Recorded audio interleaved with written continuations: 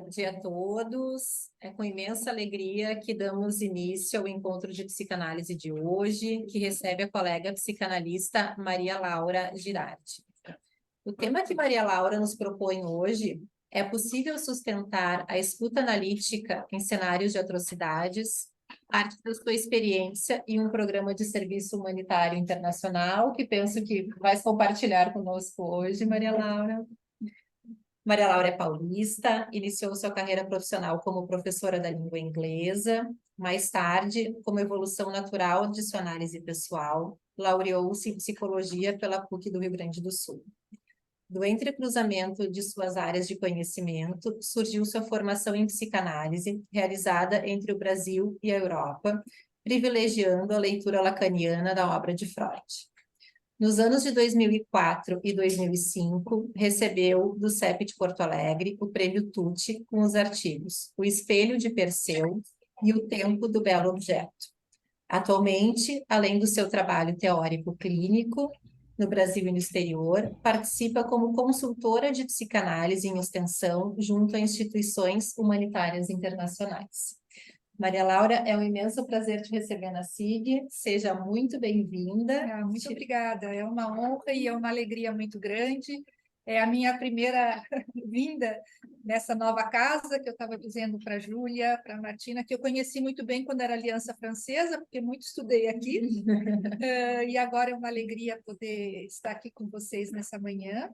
Assim como a Martina, eu também fiz um pequeno roteirinho para apresentar para vocês de como é que eu me fundamento, primeiro teoricamente, para ocupar esse espaço de uma consultoria ou mesmo de uma intervenção nesse tipo de cenário. Vou propor assim algumas provocações, não tenho nenhuma pretensão de esgotar nada, mas assim de abrir possibilidades de circulação de palavra e que, quem sabe, daqui podem surgir interesses e que possam frutificar nessa casa que é uma casa de tanta produção bonita, né? Eu queria, nessa manhã, em primeiro lugar, agradecer à SIG, na pessoa da sua presidente, a Magda Mello, por essa oportunidade que me é dada de poder vir mais uma vez participar da vida dessa comunidade. Alguns eu já tive a possibilidade de compartilhar espaços de transmissão e estudo, outros eu estou vendo pela primeira vez.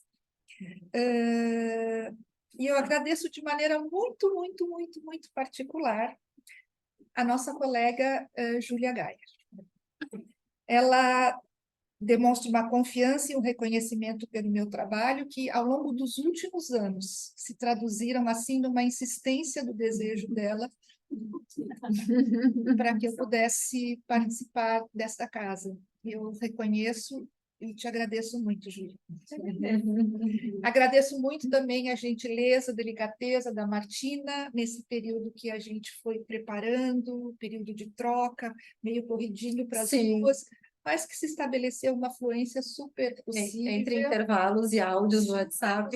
E foi, inclusive, assim, dessas trocas de intervalos e áudios que veio a questão do tema, né?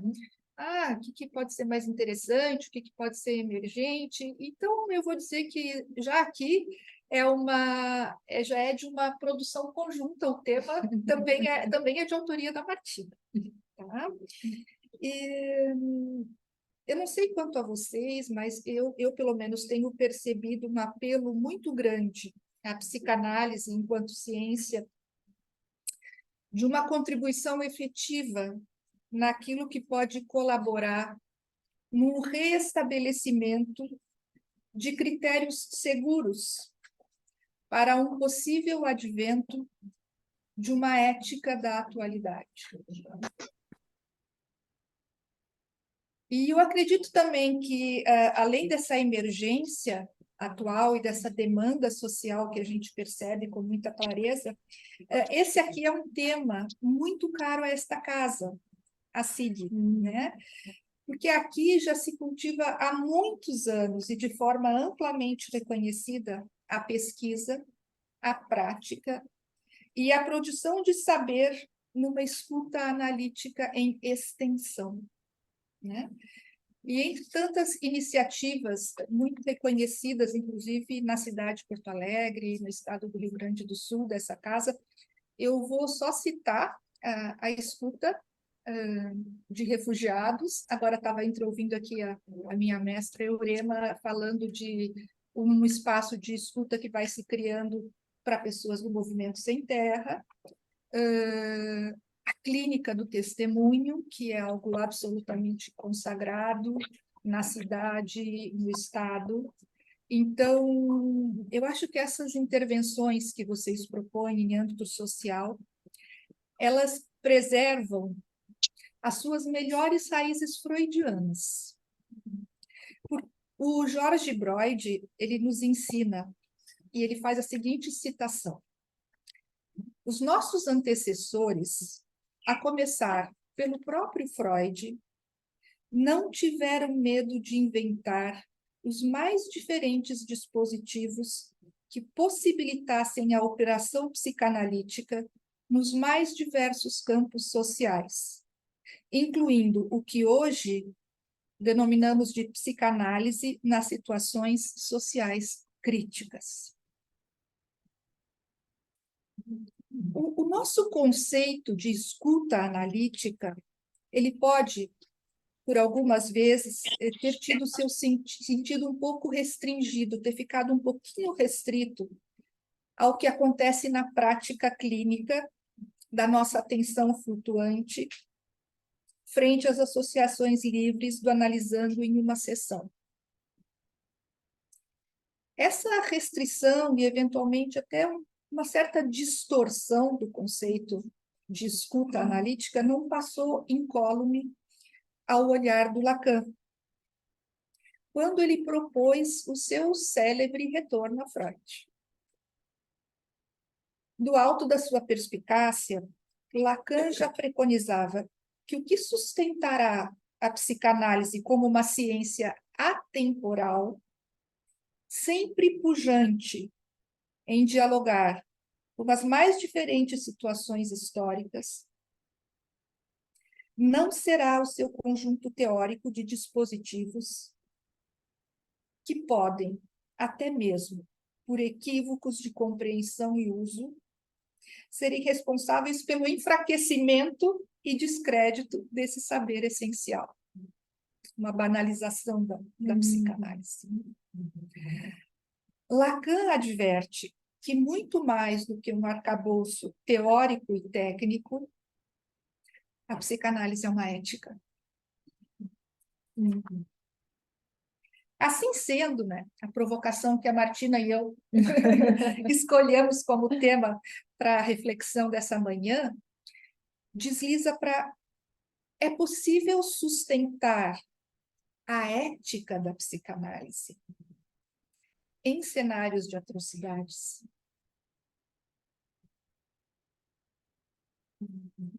Não sei, aqui talvez alguns de vocês tenham feito graduação ou algum tipo de estudo na PUC.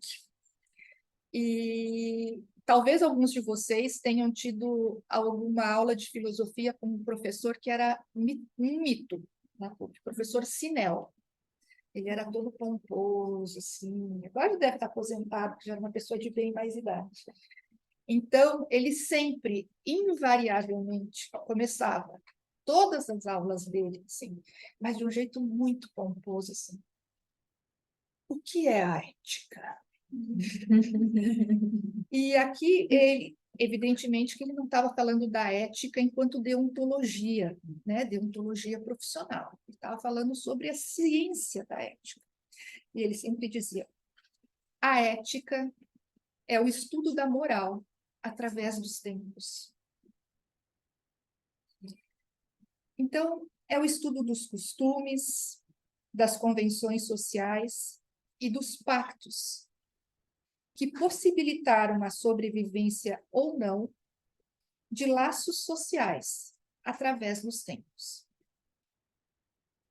Um olhar sobre as mudanças nos pactos sociais, e aqui eu acho uma coisa importante, gente, no paradigma de ser humano, que oscila de uma forma mais perceptível no Ocidente, pela minha experiência, eu vejo uma oscilação mais importante no Ocidente do que no Oriente. Embora, eu acho assim, no meio do caminho nós temos a Turquia, que nesse momento vive uma coisa absolutamente híbrida, né? Que é um tempo de uma injunção de uma cultura ocidental do norte-americanismo que esteve lá e agora uma retomada. Então, acho que é para isso, são para esses lugares que nós também somos convocados, né?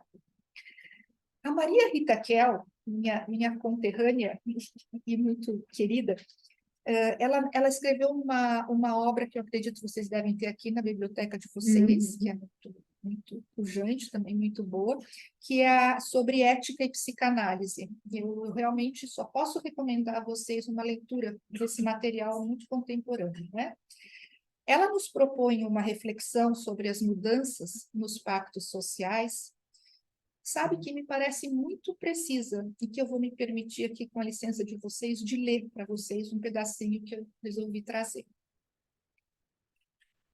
A violência de que o homem contemporâneo tanto se queixa parece ser efeito dessa produção significante a respeito do gozo, que confere um lugar de prestígio aos atos destrutivos. Não é tanto o caso de um aumento efetivo dos atos de delinquência que nos ameaça, mas uma espécie ambígua de autorização da delinquência implícita nos códigos morais contemporâneos, em que a castração se confunde com privação. E é nesse cenário de uma autorização ambígua da delinquência que se constitui o nosso dia a dia como psicanalistas. Então, o que eu proponho que nós possamos fazer juntos, como um coletivo nessa manhã, é que a gente possa retomar a questão de qual é o nosso paradigma de sujeito e de humanidade, sobre o qual nós, cada um de nós, sustentamos a nossa ética, o nosso discurso e a nossa prática.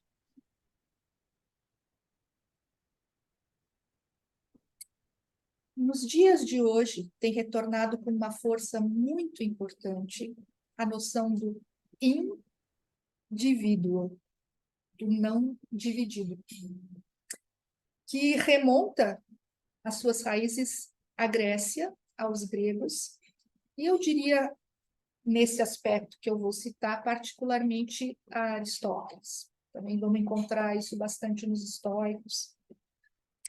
E parte de uma ideia de um ser humano um pouco completo, não dividido e harmônico, né?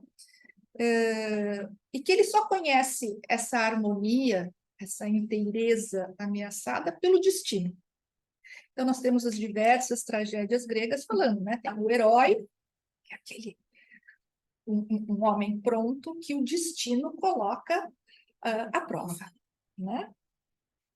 E o que eles preconizavam, né, como cura, como resgate dessa inteireza? Para que o ser humano, segundo eles, voltasse a ter essa sensação de plenitude, de estar em sintonia com o que eles têm de ideia de bem supremo, que os gregos tinham como um conceito, não como uma divindade, mas como um conceito a ser atingido, era um retorno à natureza, era uma harmonização com a natureza, era buscar um equilíbrio da natureza consigo mesmo. E a gente vai encontrar muito dessa prescrição, desse método, na ética a Nicômaco, né? Ali, ao longo de vários capítulos, o Aristóteles vai falando como dominar as paixões, como ter a questão da continência, da incontinência, né? Tudo pensando no resgate desse homem que em si é um homem completo, né? Essa lógica, ela é bastante difundida e explorada atualmente num discurso corrente que propõe o ser humano, e aqui o ser humano eu já coloco uma questão: o que é ser humano? O que é ser, nós sabemos, mas o que é ser humano? O que confere a um ser a condição humana? Como um ser autônomo, individualista, que deve buscar a sua harmonia com os imperativos sociais que nos cercam, de perfeição física, de perfeição psíquica e de autonomia dos demais. Esses são os imperativos que, no cânone moderno, se apresentam para nós como o bem supremo.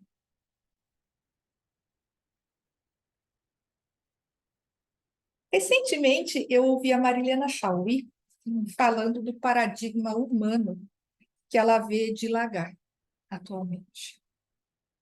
Ela disse com um jeito assim, muito simples e muito dela, disse assim: é o empresário de si mesmo. Eu sou o meu próprio produto e eu devo promovê-lo ao máximo, a fim de conseguir todo tipo de reconhecimento, bem-estar e privilégio que os bens de consumo podem oferecer. Eu sou o empresário de mim mesmo. E os outros são meus concorrentes, meus rivais. O triunfo do individualismo em detrimento do coletivo. E nós, como analistas, o que nós podemos sustentar para confrontar esta lógica que trata os seres humanos como bens de consumo e descarte? O nosso paradigma, como psicanalistas, sempre foi o de um ser dividido pelo inconsciente, em todos os seus hieróglifos, que foi o que nos propôs Freud, e como um ser irremediavelmente alienado à linguagem, como depois acrescentou Lacan. É esta, então, a perspectiva contemporânea da psicanálise sobre o humano, a nossa hoje, 6 de dezembro. Sujeito dividido, alienado em sua inevitável dependência a um outro da linguagem e movido pelo desejo. E nesse momento, eu lanço aqui ao nosso coletivo uma questão. Quais vocês acham que são os impactos nos laços sociais, nas estruturas de dominação e de poder,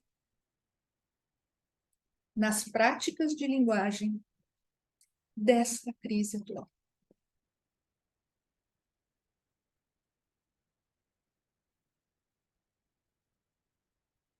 A psicanálise nos interroga a todos como humanos contemporâneos em nosso desenraizamento. Nós vivemos uma crise de filiação nas nossas dimensões indissociáveis de liberdade e de conflito.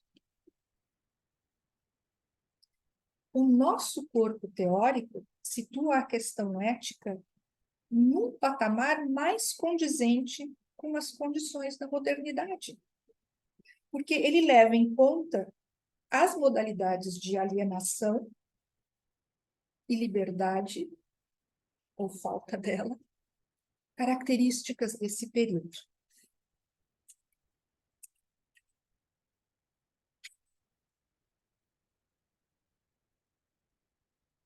Eu realmente penso isso que vou propor para vocês agora. A psicanálise nos indaga, mas ela também nos implica como agentes do campo social e como produtores de linguagem. Isso é uma responsabilidade imensa, que por nada deve ser banalizada. Nós podemos dizer que a crise ética do homem moderno é uma consequência de uma crise muito maior, que diz respeito a certezas que já se ouve sobre o ser,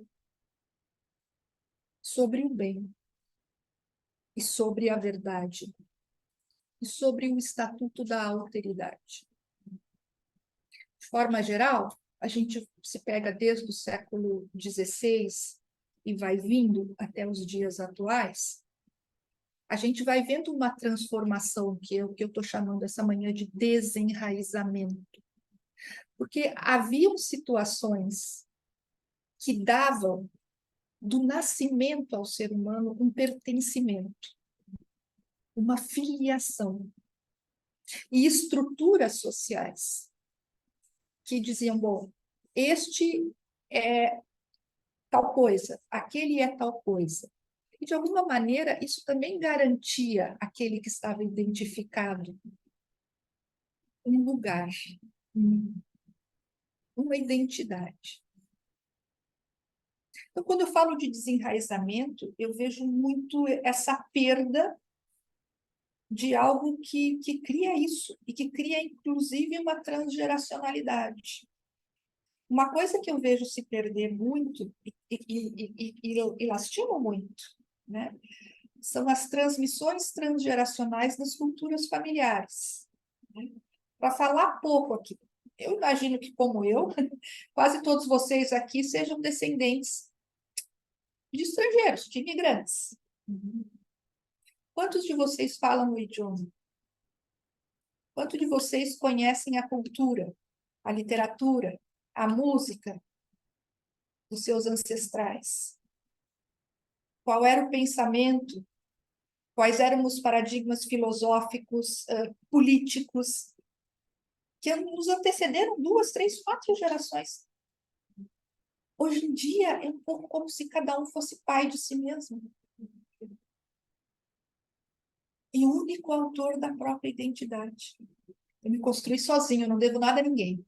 Tudo que eu consegui é meu.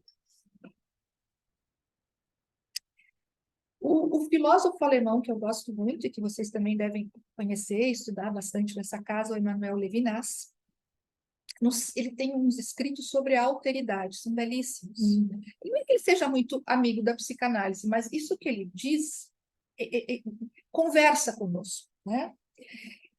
Ele afirma que uma relação ética com o outro implica uma dimensão de responsabilidade mediada pela palavra. E é o que Lacan vai propor mais adiante, dizendo que é a palavra o que nos separa do gozo.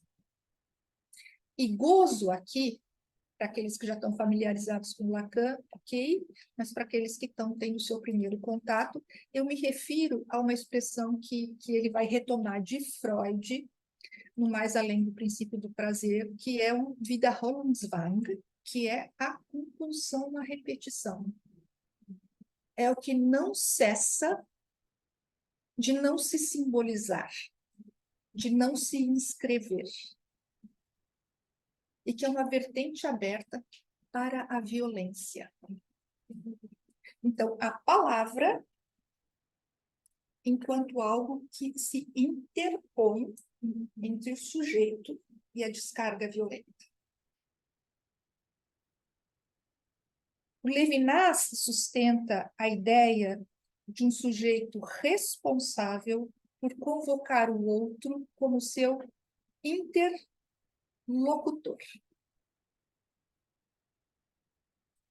O outro, isso para nós é importantíssimo enquanto psicanalistas. Pelo menos assim norteio eu a minha prática. Ele não é mais um mero objeto de observação e compreensão. Ele pode e deve ser convocado ao lugar de interlocutor, de sujeito da fala. Só assim ele se transforma num outro, e eu no outro do outro. O Levinas também confere uma dimensão quase que sagrada ao rosto. Face. Também já daria todo um link aqui para a gente pensar sobre essas questões na atualidade, né? Ele diz que o rosto não é só a imagem, mas é a própria presentificação do outro diante de mim. Olha, a minha responsabilidade vendo tantas faces de tantos outros nesse exercício de alteridade dessa mão. É aquilo que nos apresenta a nossa diferença irrecusável. O rosto, como presentificação do outro em sua diferença, para além do que se pode reduzir a uma imagem, nos convoca a pensar sobre o que acontece numa sociedade como a nossa, no qual os laços sociais são quase que exclusivamente, eu sei que aqui é forte, mas é uma provocação, mediados pela mídia eletrônica, que reduz a subjetividade justamente à dimensão de imagem.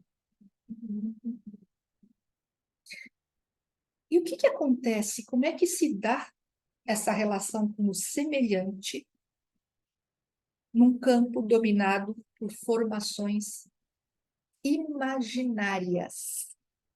Temos o imagético, da imagem, da imageria, mas nós temos o imaginário, que é das nossas fantasias. A Maria Rita Kell, falando sobre as formações imaginárias, ela diz que estas se originam ao redor de um eu narcísico, pelas identificações, pelas demandas de amor e de reconhecimento, que é basicamente o que traz as pessoas hoje em dia, sem saber, evidentemente, em busca de uma cura analítica. São demandas de amor e reconhecimento.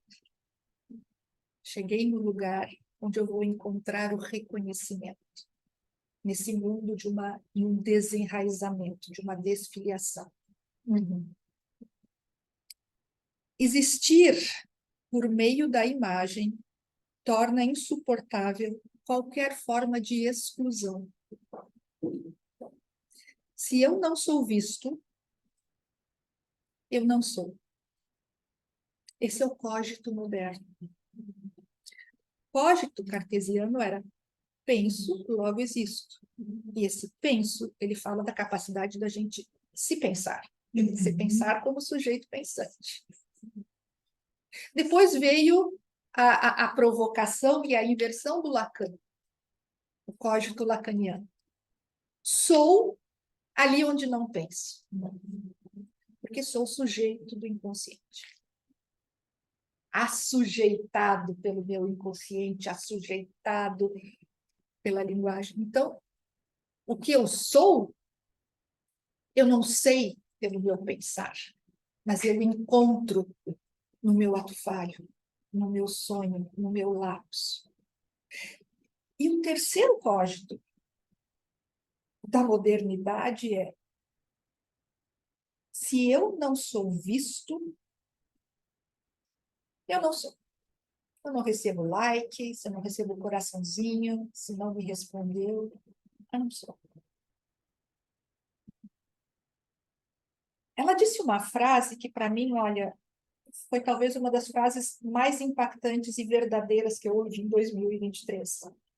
Maria Rita diz o seguinte, que hoje em dia a fama substituiu o que um dia foi a cidadania na cultura do narcisismo. As pessoas hoje querem ser famosas. Elas não querem se constituir num tecido de trocas sociais. O outro me interessa como alguém que vai me dar um like.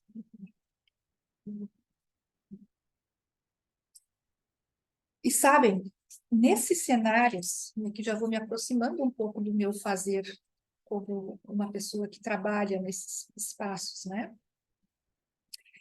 sei se vocês perceberam isso, eu acredito que sim.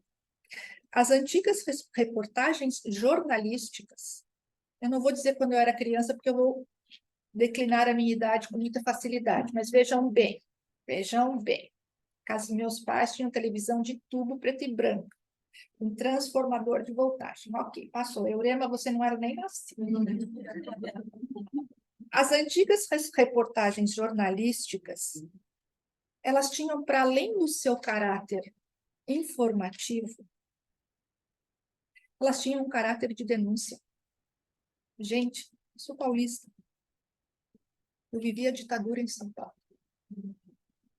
Eu me lembro do dia que o Rubens Paiva desapareceu.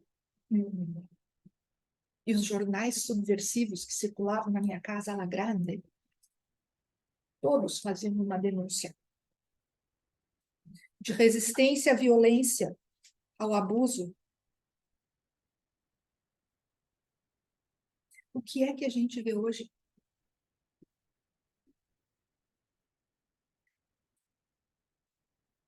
Hoje, parece que existe um segmento de uma lógica de essa alienação à imageria, ao visual, onde cada vez mais escasseiam as palavras.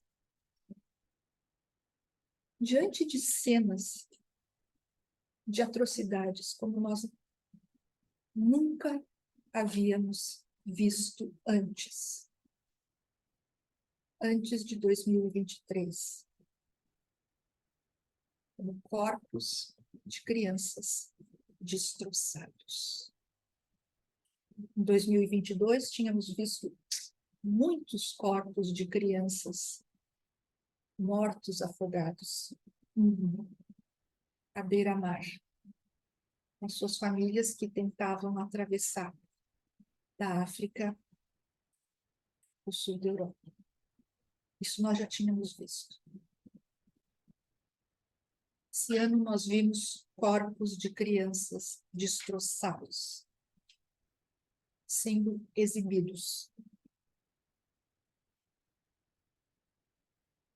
Até um tempo atrás, isso nos provocava um mal-estar, uma revolta, uma indignação, que é um atentado contra aquilo que nós, até então, na nossa civilização, entendemos como humano. Hoje, não passam de imagens como tantas outras nas redes sociais,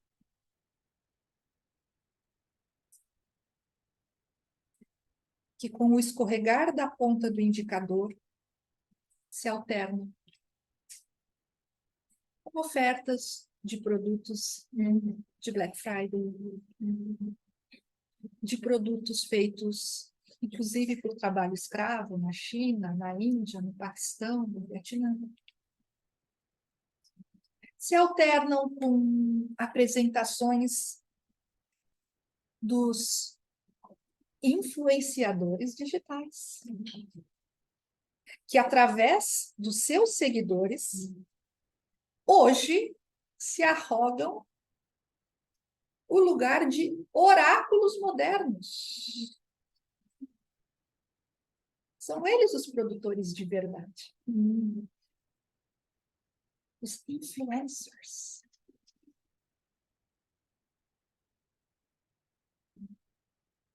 Nesse frenético deslizar imagético e imaginarizado, todos nós somos poupados da dúvida e da incerteza. Nós somos dispensados da necessidade de pensar.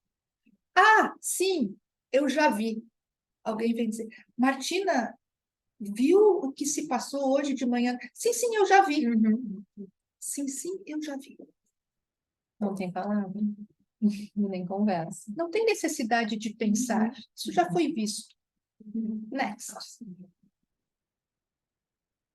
O mundo da internet, ao qual nós somos todos tributários, nos infantiliza. Nós temos a ideia, a pessoa está regredida, está infantilizada. Não, nós estamos infantilizados e regredidos. Mas o impacto das imagens com essa alternância frenética produz uma falsa certeza de que, bom, é isso, as coisas são como são, não tem muito o que fazer. É isso aí. Nós temos percebido, de forma crescente, as consequências desse tratamento espetacular dos fatos, das catástrofes, das atrocidades. Esse tratamento tem como resultado um favorecimento da violência. Porque convocam, inclusive, reações igualmente espetaculares, filmáveis, graváveis, instagramáveis, que dispensam o pensar. E como nós temos visto muito frequentemente, elas acontecem, essa ação, em detrimento de uma eventual intervenção que pudesse ser feita naquele momento e queria alterar o desfecho de uma tragédia, de uma catástrofe. Mas produzir imagem é mais importante. Na sabedoria atemporal da Hannah Arendt, vocês também devem ter aqui um bom acervo dela, eu encontrei uma definição para essa tragédia ética que nós vivemos, que é a banalização do mal.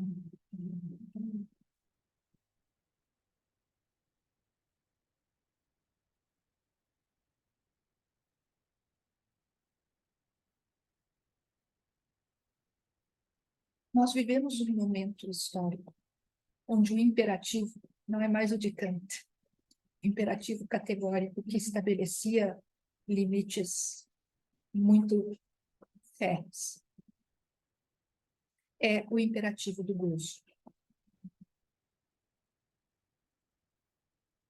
Essa se parece ser a lei, né, de um esvaziamento absoluto, de uma ida para algo do mortífero, como a gente vê na proposição de Freud.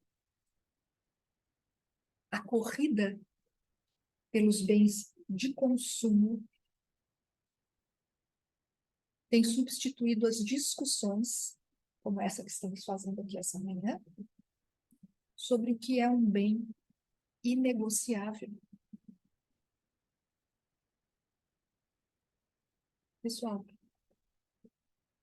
a vida humana é um bem negociável. Em que circunstâncias? A vida de qualquer ser humano tem um preço.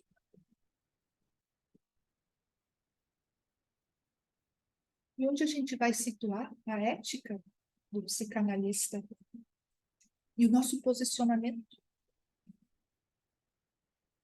Recentemente eu tive a alegria de encontrar o Massimo Recalcati, acho que alguns de vocês devem conhecer, um psicanalista italiano de Turim, da minha cidade, com quem eu eventualmente consigo trabalhar. E nós estávamos conversando e chegamos a uma percepção compartilhada, assim, né? Nós vivemos um período, pelo menos ali, né, na nossa conversa, que cada um vai dizer, que tem uma ausência de filiação. Isso que eu chamei um pouco de desenraizamento, pela morte do pai. Evidentemente, nós estamos aqui falando de um pai concreto, mas de um pai que fazia o corte, a interdição do excesso. O excesso sobre o corpo da mãe e qualquer outro excesso. Excesso sobre o corpo do outro.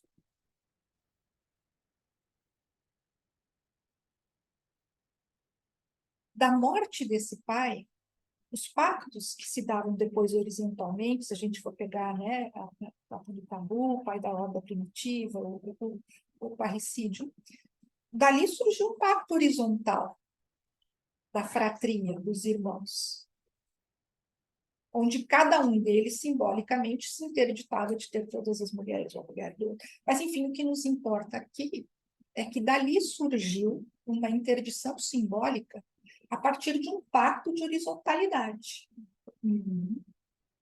Quais são, na nossa sociedade, na nossa comunidade, os pactos de horizontalidade que estão sendo aderidos e respeitados?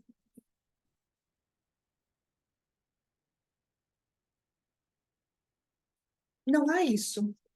Então, cada vez menos, nós não temos mais bordas estabelecidas. Não temos mais dentro e fora.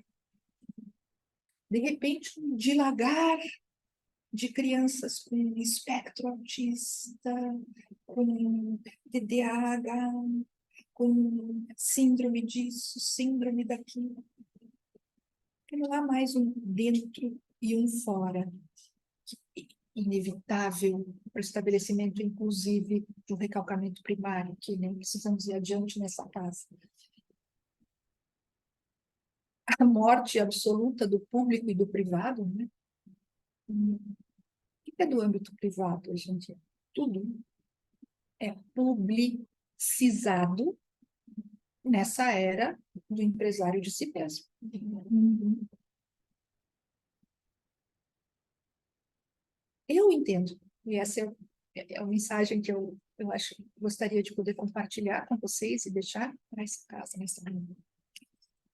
Que nós, enquanto analistas, nós somos convocados a funcionar como guardiões da civilização, diante de uma crescente barbárie.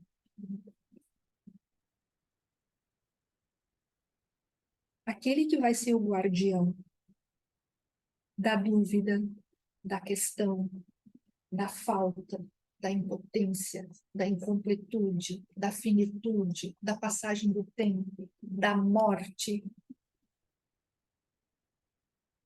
numa sociedade que só produz imperativos de gozo. A eterna repetição do mesmo. Wiederholungswang, de novo, a mesma moção. É um gozo mortífero, que transborda ferozmente, aniquilando estruturas seculares e validando uma violência que desconhece limites. Eu vou tomar permissão de vocês para ler mais um trechinho da Maria Rita Kell aqui. Ela diz que o que nos assusta são as afirmações de onipotência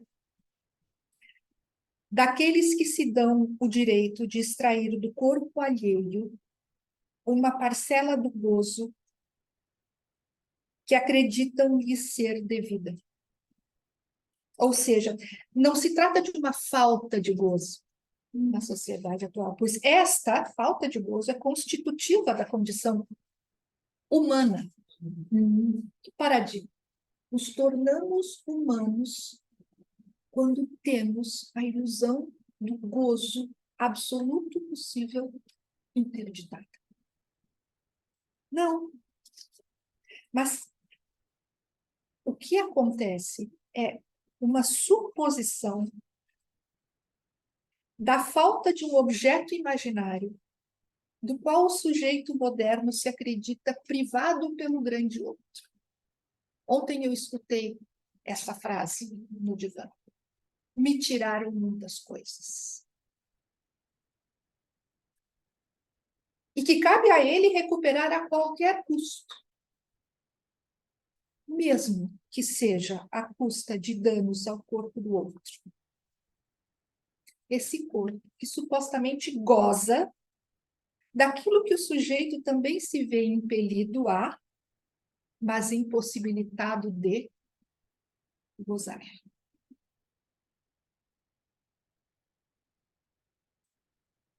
Esse depoimento que eu me organizei para compartilhar com vocês na manhã de hoje, ele não tem nenhuma pretensão de ser um paradigma e de oferecer métodos ou dispositivos de ação. Eu só gostaria de compartilhar o que vem se apresentando no meu caminho, como cidadã, como ser humano, como psicanalista, e as reflexões que essa trajetória tem me suscitado. Uma parte delas já está aqui, né? Eu tenho uma vinculação muito antiga, sabe, com um grupo de trabalho humanitário internacional, tipo Médicos Sem Fronteira, que atende pessoas em situação de vulnerabilidade e risco em diversas partes do mundo. Todo tipo de vulnerabilidade, desde a autoconservativa até uma privação de liberdade, por questões religiosas, políticas, étnicas, né?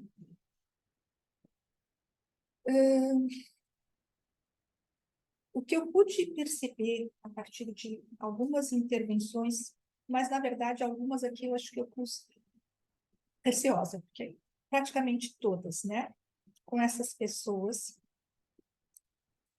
é que elas vêm, ou elas se encontram, elas chegam numa situação de desapropriação da própria condição humana.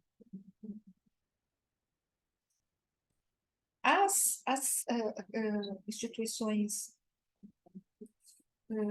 humanitárias, elas têm, por excelência, poder trabalhar com essas questões das primeiras necessidades básicas, da acolhida, do teto, da comida, da saúde, que são, inclusive, situações que nós não podemos não ter estabelecidas, até para podermos nos apresentar num cenário enquanto psicanalistas e oferecer alguma coisa. Retomando um pouquinho o trabalho de vocês, eu percebi, por exemplo, que vocês fizeram uma série de iniciativas, inclusive, especialmente com a questão das ocupações. Eu também conheço ali com os venezuelanos. Onde é que a gente fica limitado, que a gente não pode mais propor esse trabalho de um resgate da humanização? Porque o poder público não garante uma estrutura de sustentação para essas pessoas. Então, a gente que vai com a possibilidade e com um instrumental para poder fazer um tipo de intervenção, se vê interpelado por gente que está comendo rato, por gente que está sem saneamento básico. Então, isso é um ponto que eu acho, vocês sabem tão bem quanto eu que cidade de Porto Alegre, não sei se o estado do Rio Grande do Sul, por favor, me corrijam, se alguém tiver essa informação, nós não temos uma política de acolhida de imigrantes. Não existe. Tem algumas pessoas que fazem alguns trabalhos, mas isso não existe, até por questões políticas e tudo mais. Então, quando eu falo, por exemplo, da minha trajetória como alguém que se situa nesse tipo de serviço, é porque tem uma estrutura ligada a organizações quaisquer que sejam, que garante que o autoconservativo, que o mínimo indispensável para a sobrevivência do ser esteja garantida. E depois vem a outra cena, que é a nossa cena, né? O momento em que nós nos deparamos com esse outro, que já não é mais ele mesmo. Por quê? Porque está desterrado, porque muitas vezes foi privado de todos os seus caros, porque eventualmente foi o único que sobreviveu numa travessia e viu os seus caros morrerem, mortos em fugas de guerras étnicas, religiosas. Tivemos Síria, Ucrânia. Muitas vezes são seres humanos mutilados em seus corpos. Já não tem mais uma referência de corpo. O rosto desfigurado. Com olhos que só espelham a dor. E a boca que já não pronuncia sequer uma palavra. Diante disso, qual a possibilidade interventiva ética de um ser humano que circunstancialmente é um psicanalista? Frente a este semelhante. Que tesouro é esse que nos dá o nosso saber científico para sustentar uma escuta nesse cenário de absoluto e aterrorizado silêncio?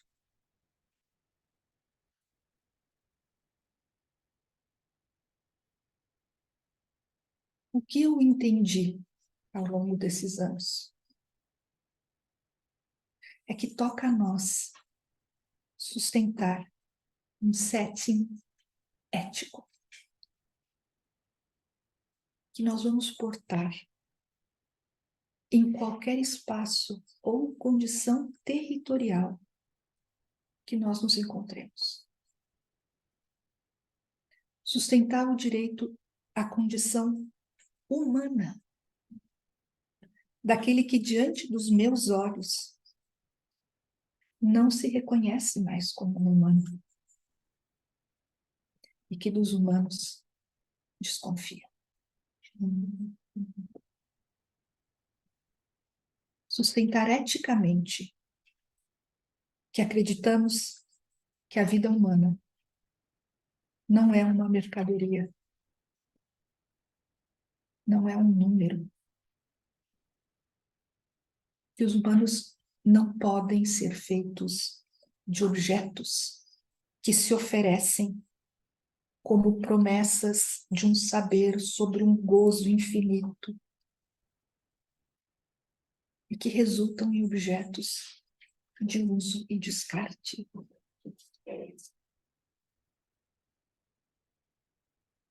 Abrir o nosso olhar, a nossa escuta e o nosso silêncio a quem ao longo da vida não conheceu nada além das calçadas, das ruas e de um papelão. E de todos os abusos que daí decorrem. Sustentar que a vida humana é absolutamente inegociável. Que não existem características ou categorias de vida mais ou menos dignas. Como psicanalistas, pela nossa ética e pelo nosso saber, sustentar que toda vida é digna, porque encerra em si a potência de amar, e trabalhar, de desejar e se fazer representar como um sujeito de discurso. Ainda eu tinha para compartilhar com vocês essa manhã.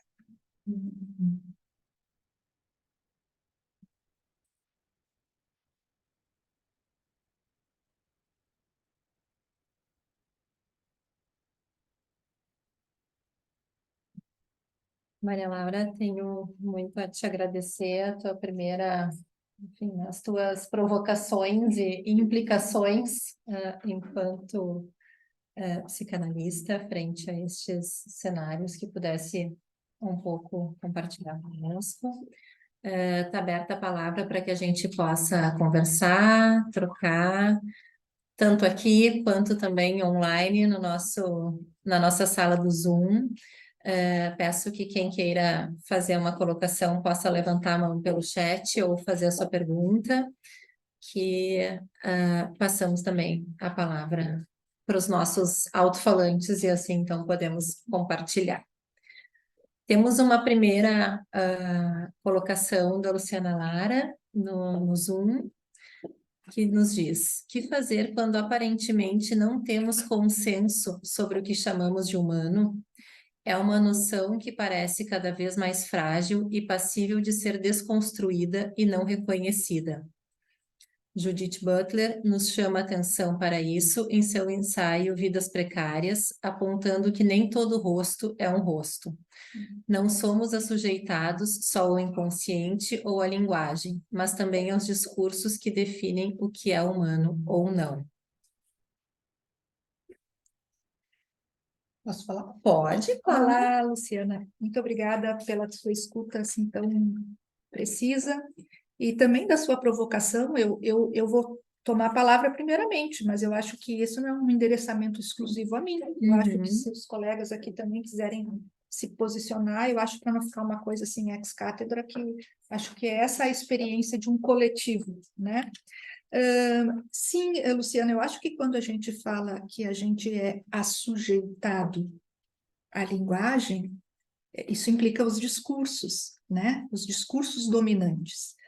E retomando um pouco, né? Lacan, ele inclusive conseguiu estabelecer algumas formas de discurso, começando pelo discurso do mestre e chegando até o discurso do capital, do capitalismo, onde ele faz exatamente essa denúncia de que há discursos que criam desumanização.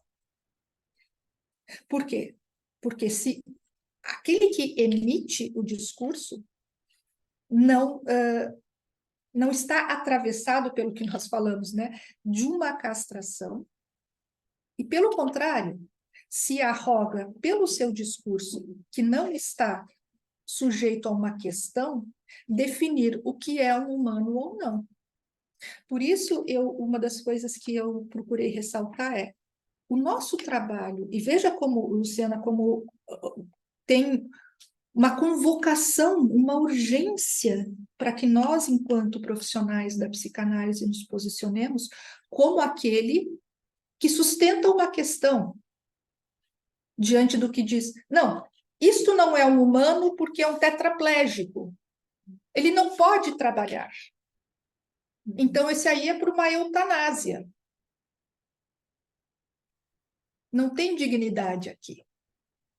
Por isso que eu fiz todo o percurso dizendo o que é para nós, psicanalistas, a dignidade humana. O que é que nós sustentamos como um sujeito?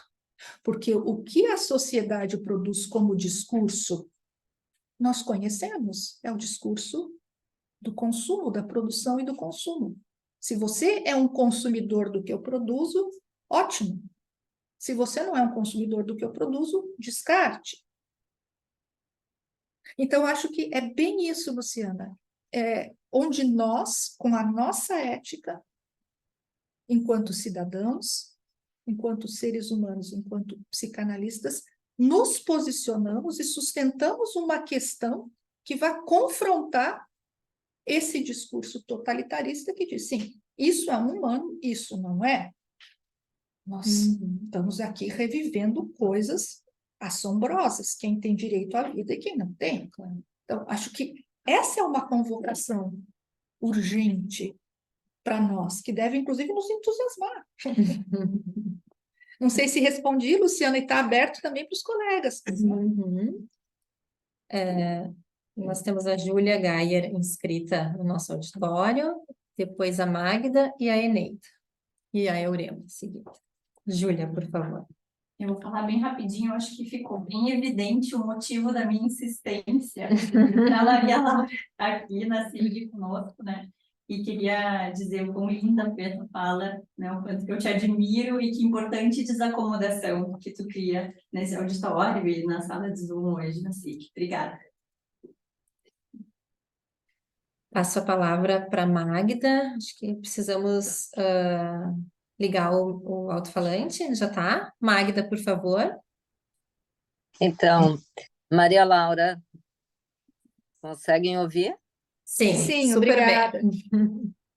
Maria Laura, eu quero te agradecer pela fala, né, pelos questionamentos, e te ouvindo, assim, me, me faz pensar, né, nós estamos imersos a um caos, né, tantas coisas acontecendo, mas que a psicanálise cada vez mais se amplia na escuta, e nesse ponto, assim, eu tenho muita esperança, né, nos psicanalistas e na psicanálise, de que seja cada vez mais possível sustentar a palavra e trabalhar, né, nessas diferentes frentes de desamparo, de falta de humanidade, enfim. Eu queria comentar isso, na verdade, e te dizer que gostei muito de te escutar.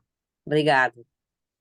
Eu te agradeço muito, Magda, e novamente, já tinha feito no início da minha fala, mas te agradeço estar sendo recebida aqui nessa sua casa tão prestigiosa que você preside. Agradeço muito o espaço e as tuas palavras. Muito obrigada. Nós agradecemos. Passo a palavra para a Eneida, também online. Estão me ouvindo bem? Sim, te escutamos bem. Maria Laura, muitíssimo obrigada, uma satisfação te escutar e te conhecer mais de perto, né? Eu não tinha ainda conversado contigo, né? Considerando que isso é uma conversa, tu trata de temas que são há muitos anos muito caros para mim, o tema da ética, da alteridade, né? Eu trabalhei Emmanuel Levinas no mestrado, no doutorado, né? Então, escutar uma psicanalista também falando sobre ele, né? Nos faz trazer essa inversão que ele faz, né? Da construção do sujeito que não se daria a partir da racionalidade, né? Mas sim da ética, né? A ética vem primeiro e a racionalidade vem depois, né? E isso se pode juntar com a escuta analítica, né? Que foi o que eu tentei fazer em todos os trabalhos, né?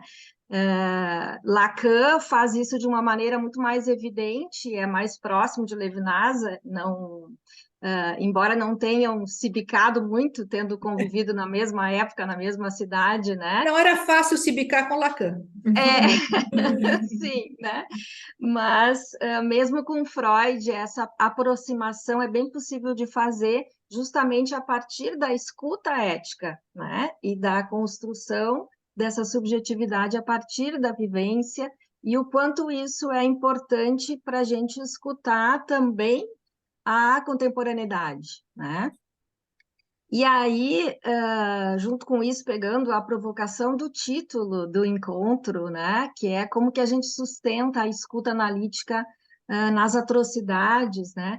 Recentemente, nós tivemos aqui a presença do Renato Levin Borges, que é um filósofo e pesquisador da extrema-direita, né? Nós lançamos a SIG Revista com textos que trabalharam também a violência, a destrutividade, por isso a presença dele. Ele tem uma entrevista também na revista, até te convido a pegar uma revista nossa aí de Com presente. certeza. Ah, muito Né? obrigada. Para ler a entrevista também do Renato. E ele nos traz uma realidade que nos deixa assim muito horrorizados, né? Que é uma subcivilização, né? Que conversa um pouco com a pergunta da Luciana, né? Do que nos diz o que é humano e o que não é humano, né? Porque é a Deep Web, né? Eles têm ali uma maneira de se relacionar e de se conversar, formando grupos neonazistas que cresceram 300% depois do início do governo Bolsonaro até o fim, né? Com todo o estímulo à destrutividade e à violência que a gente viveu, com pandemia, com o niilismo em função de todo esse problema climático, enfim, né? Sei que a pergunta tá ficando grande, não quero me estender muito, mas a sensação que a gente fica como psicanalista é, bueno, nós estamos aqui fechados, né, no consultório aí 70% do nosso tempo, né?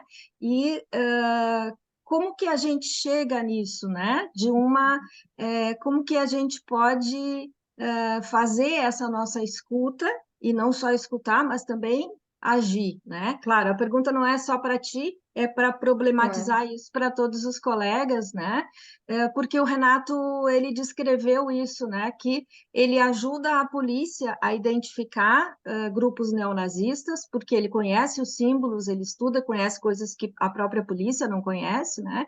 Então, naqueles episódios de ataques às escolas, né? Ele precisou assistir à violência contra as crianças e ele ficou muito chocado que as pessoas que estavam praticando o crime, elas não tinham nenhuma reação, né? E que eles eram trabalhados, eles eram encorajados, né? Justamente a deixar a humanidade de lado, né? Então, isso está crescendo muito, isso é assustador, esse é o nosso contemporâneo, né? Então, também só para aumentar a polêmica o problema, né? E te agradecer muito pela fala e por te conhecer. Muito obrigada. Eu é que agradeço, Eneida, e fiquei com muita vontade de ler o que você escreveu na sua dissertação de mestrado, na sua tese de doutorado. Agradeço, vou certamente me inteirar da revista. Acho que esse espaço, o que ele tem de valioso é isso. É abrir possibilidades, o professor Caon dizia, né? Abrir espirais, abrir possibilidades, a gente poder conhecer outras pessoas que tenham uma afinidade, um posicionamento ético semelhante, e a partir daí, eventualmente, poder pensar em intervenções locais, intervenções...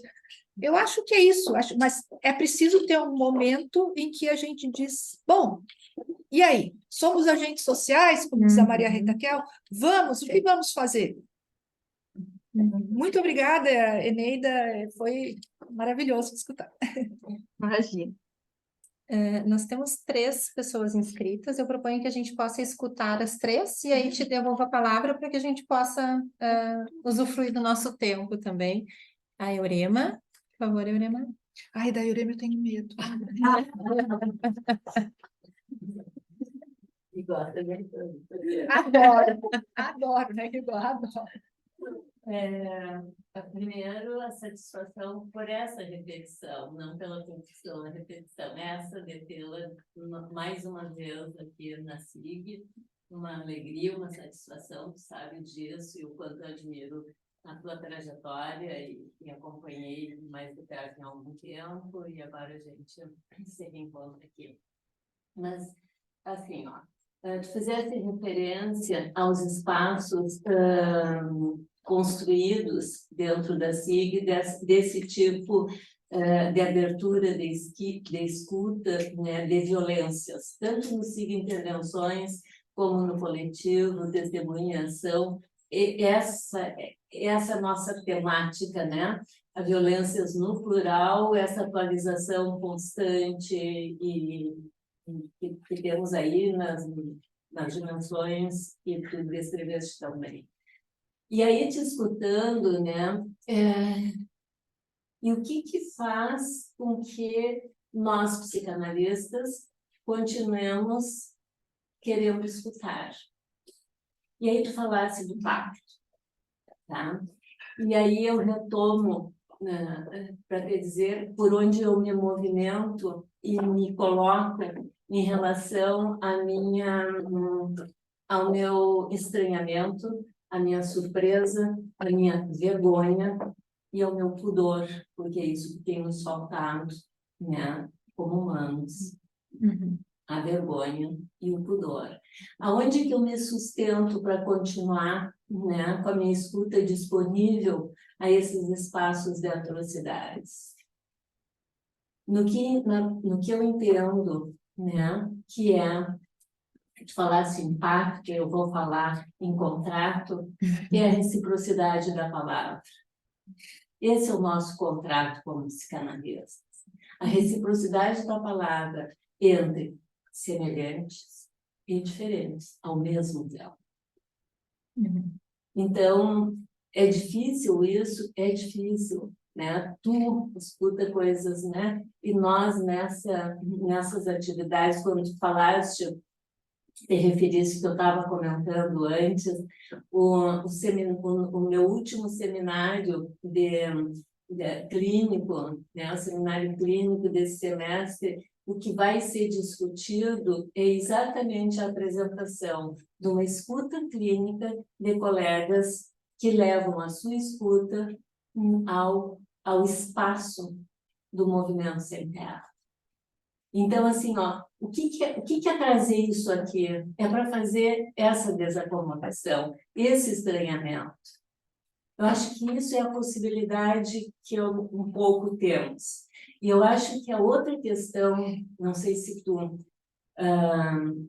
acha viável isso, é que nós precisamos repensar os nossos conceitos. Agora, ouvindo a Eneida, muitas e muitas vezes sustentávamos essas questões da violência, chamando esta pessoa que não se toca de psicopata. Isso não é psicopatia, isso é gozo. Vou ficar por aqui para dar tempo a todo mundo, mas mais uma vez, muito obrigada e volte muitas vezes. Obrigada. Como temos um tempo apertadinho, fazemos circular a palavra e aí então te relanço em seguida. Karen, por favor, e em seguida a Isabel, que está no Zoom. Te ouvir. Eu penso que para a gente ampliar a discussão, onde é que começa esse gozo de tornar o outro objeto, a gente tem que pensar também que provavelmente isso começa quando a gente torna o não humano objeto de puro consumo. Nós temos em nós humus, na nossa palavra humana. Nós esquecemos que humus também, todo o resto é humus. A gente começa a tornar a mercadoria, né? Como diz o Davi Copenau, o homem branco, o humano branco é um ser muito pobre, porque ele considera tudo mercadoria. Ele esqueceu a sua conexão com tudo. Por isso também eu gosto de um psicanalista que escreveu que a nossa escuta tem que ser ampliada. É a escuta do todo. E provavelmente quem escuta o todo também consegue frear a sua tendência ao gozo total. Porque aí fica parcial, né? E eu estou encantada que lá no meu prédio, que do consultório, o jardineiro estava tirando uma macega e viu que tem um ninho de sabiá. E parou. Tá lá. Vamos parar e vamos cuidar dos filhotes.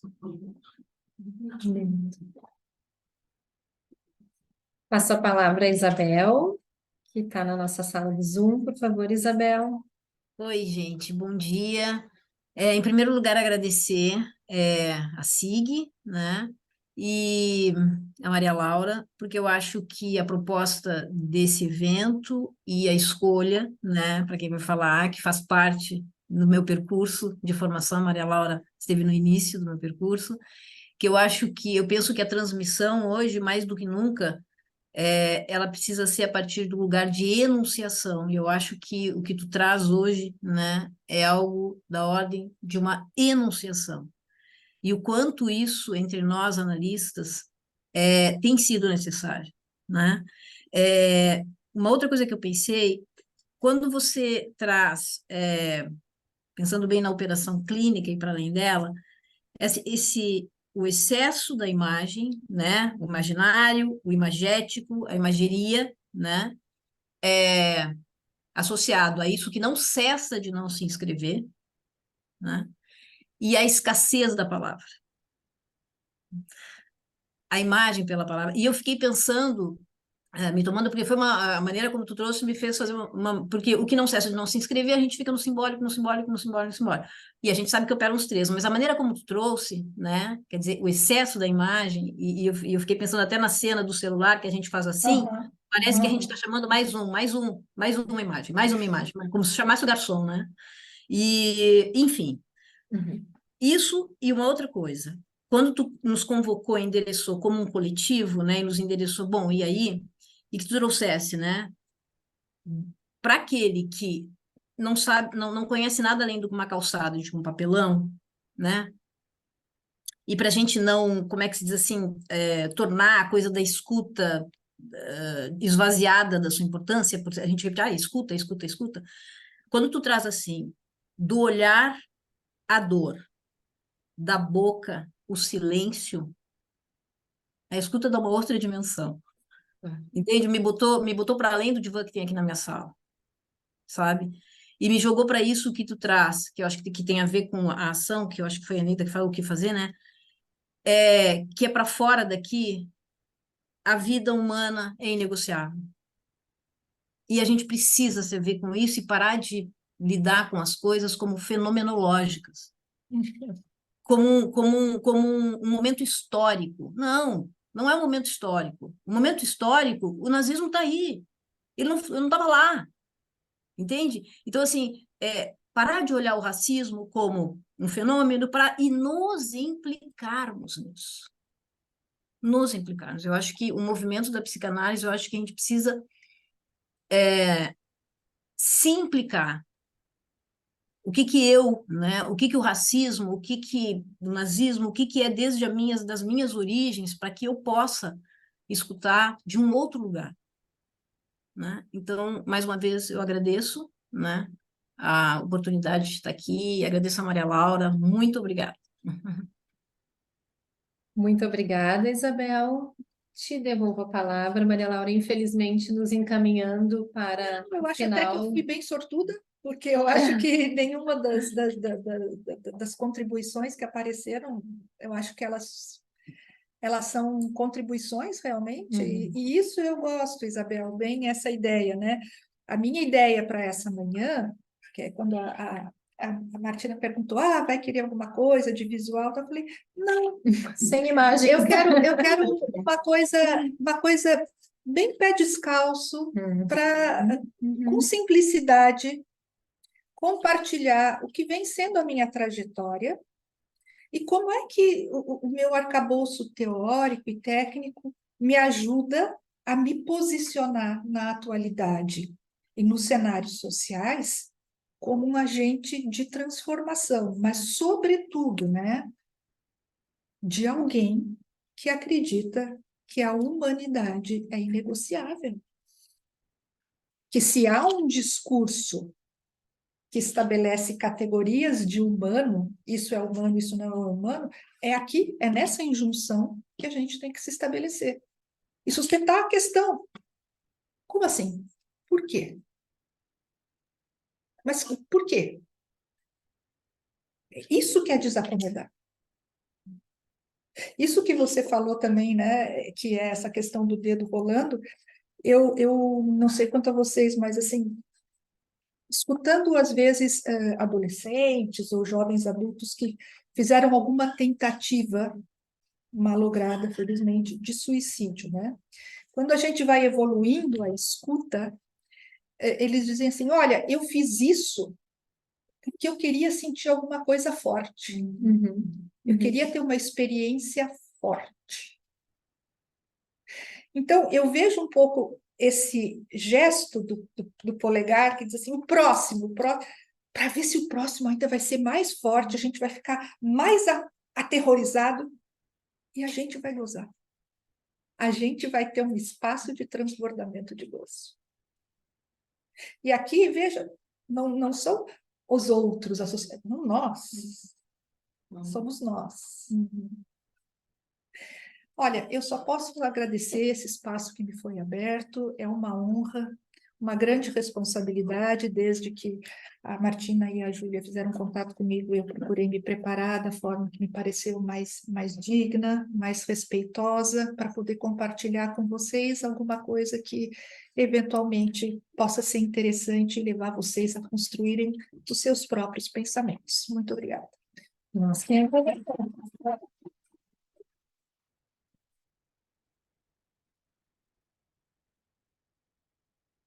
Quero agradecer o pessoal de São Paulo, que eu estou vendo aí, todo o pessoal de São Paulo, Walter, a Nayara, muita gente que está acompanhando, a Beatriz, que está nos acompanhando lá de Barcelona, muita gente realmente, um beijo grande, foi uma honra. Todos bem-vindos. Eneida, entregue em mãos a revista a Maria Laura, que a gente possa seguir trocando e a partir das leituras também a gente segue a nossa interlocução. Muito obrigada, Maria Laura.